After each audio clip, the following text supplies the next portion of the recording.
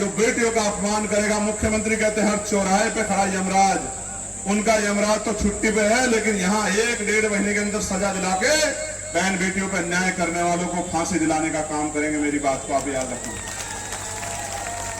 कर्मचारियों के बुढ़ापे की लाठी यानी कि पुरानी पेंशन योजना को दोबारा लागू करेंगे। ये पुलिस के भाई भी सुन लो, और ये जो और कर्मचारी हैं सारे भागों में, ये भी सुन लो, इसको लागू करेंगे। और इसके साथ साथ प्रमोशन में रिजर्वेशन भी SC ST OBC के कर्मचारियों को दिलाते रहेंगे। इस बात का भी मैं आपको विश्वास दिलाता हूं, आपका बेटा होने के नाते, आपका भाई होने के नाते, कि जो वचन आपको दे रहा हूं, मैं मिट तो सकता हूं लेकिन मेरा वचन कटेगा नहीं। इस बात को मेरी आप याद रखना। मेरा नाम चंद्रशेखर आजाद। प्यारे साथियों, एक लंबा सफर है और वो सफर आपकी आंखों के सामने गुजरा। चाहे 16 महीने जेल की रातें हों या दिल्ली में गुरुघर बचाने के लिए तिहाड़ में 2-2 बार, या NRC का वो आंदोलन जब मुसलमान के साथ कोई खड़ा नहीं होना चाहता। कि देश की सरकारें निरंकुश हो गई है, प्रदेश की सरकारें निरंकुश हो गई है।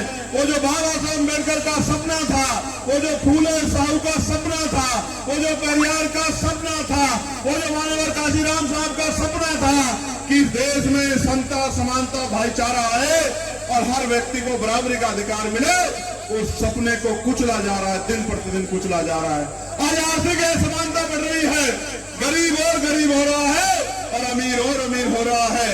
पूंजीपतियों को 1 रुपए में 1 एकड़ लीज, 1 एकड़ जमीन लीज पर मिल जा रही है, और आपके पास आज भी रहने के लिए मकान नहीं है, घर नहीं है, सड़कें नहीं है, बिजली नहीं है, पानी नहीं है, सुविधाएं नहीं है, अच्छे स्कूल नहीं है, अच्छे हॉस्पिटल नहीं है।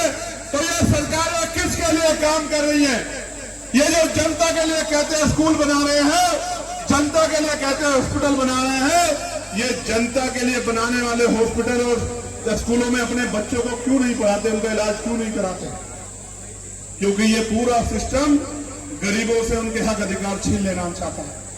मैंने गरीब परिवार में जन्म लिया है और मैंने गरीबी, बेबसी, लाचारी को देखा है, और मैंने ये भी देखा है किस तरह गरीब हर दिन तिल करके मर रहा है। वो एक तरफ टैक्स का बोझ उठाता है और दूसरी तरफ सरकारी।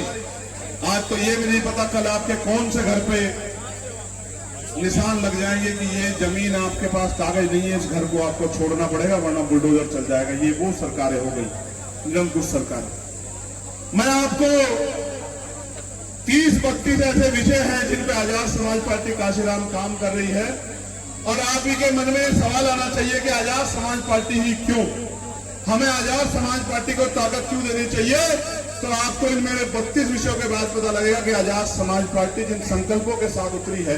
आपको याद होगा बाबा साहब अम्बेडकर का वो संकल्प, जब उन्होंने कहा कि मैं हिंदू धर्म में पैदा हुआ हूं, ये मेरे बस की बात नहीं थी, लेकिन जब वो बहुत सुधार नहीं कर पाए तो कहा कि मैं हिंदू धर्म में मरूंगा नहीं, ये मेरे बस की बात है। हम उन महापुरुषों के बच्चे हैं जो संकल्प करते हैं, उस संकल्प को पूरा करने के लिए अपने जीवन का एक क्षण लगा देते हैं, अपने खून का एक कतरा लगाते हैं, उन महापुरुषों के बच्चे। मैं तो आपके बीच का हूं, आपके साथ यही पल के बढ़ के संघर्ष करके आगे बढ़ाऊं। मेरे कैसे पता नहीं कितने साथी हैं जिन्होंने मेरे साथ संघर्ष किया हर मामले में, लेकिन मैं आपको ये पूछना चाहता हूं, क्या आप किसी गरीबी, बेबसी, असुविधाओं के जीवन में खुश हैं? जोर से बताओ, खुश हैं? इसको बदलना चाहते हैं? तो बस अगले 20 मिनट मेरी 32 मांगों को देख लो। जो 32 मांगे आजाद समाज पार्टी करेगी अगर उनको अवसर मिलेगा। पहली मांग यह है, और ये मांग नहीं, ये संकल्प है कि शिक्षा सबके लिए समान होनी चाहिए और कक्षा 1 से लेकर 12 तक सबके लिए शिक्षा मुफ्त होनी चाहिए और क्वालिटी एजुकेशन मिलना चाहिए। वही शिक्षा जो प्राइवेट स्कूलों में मिलती है, वही शिक्षा सरकारी स्कूलों में मिलनी चाहिए और वो मुफ्त मिलनी चाहिए। क्योंकि हम टैक्स देते हैं, हम हमें नौकरी रोजगार तो बहुत दूर की बात हो गई, अगर हम अपने शिक्षा भी नहीं दे सकते तो हम समझते हैं कि आप हमें आगे नहीं बढ़ा सकते, आप तो हमारा गला घोटने का काम कर। आप महसूस करके देखो, आज अच्छी शिक्षा के लिए आपको प्राइवेट स्कूल में जाना पड़ेगा और प्राइवेट स्कूल की फीस देने की हैसियत हर परिवार की नहीं। लेकिन प्राइवेट स्कूल का मुकाबला सरकारी स्कूल के बच्चे नहीं कर सकते। और सोचो जब कंपटीशन होगा, और वो भी कंपटीशन कब, जहां पेपर लीक हो रहे हो, मीडिया के मेरे बंधुओं, पूछो सरकार से सवाल। सवाल आपके बच्चों का भी है कि एक बच्चा पढ़ के मेहनत करेगा रात रात भर जाग के, और दूसरा पैसे के दम पे पेपर लीक करा के नौकरी रोजगार ले जाएगा, तो न्याय कैसे होगा, निष्पक्षता कैसे आएगी, आप मुझे बताओ। नीट का पेपर लीक होगा, रीट का पेपर लीक होगा, एसएससी जीडी का पेपर लीक होगा, पुलिस का पेपर लीक होगा, कोई ऐसी भर्ती नहीं होगी जिसमें घोटाला नहीं होगा। तो ये निकम्मी सरकार सिर्फ पैसे वालों की सरकार है, तो जनता इनके साथ क्यों खड़ी हो, जनता इनको क्यों ना जवाब दे। इसलिए नारा दिया है कि सत्ता परिवर्तन होना चाहिए, और हमारे बोर्ड फाड़ने से कुछ नहीं होगा, हमें परमिशन हमारी रोकने से कुछ नहीं होगा। हमारे नेता यहां बैठे, हम लोग घर घर जाके काम करें, कितनी परमिशन रोकोगे। जब तक हमारे शरीर में लहू का आखिरी कतरा रहेगा, हम इन अधिकारों के लिए लड़ते रहेंगे, और हम पीछे हटने वाले नहीं हैं।